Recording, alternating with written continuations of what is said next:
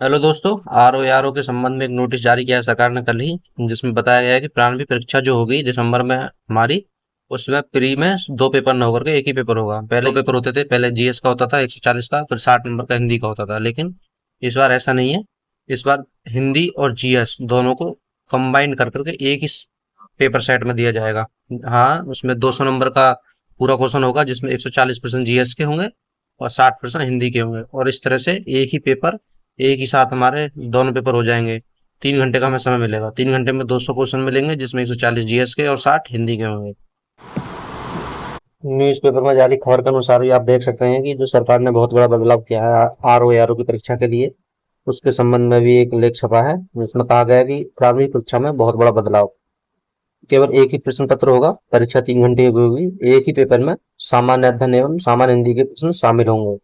ये इसलिए किया गया था कि परीक्षा शुचितापूर्ण की जा सके और जो एग्जाम लीक है उस जैसी समस्याओं से बचा जा सके।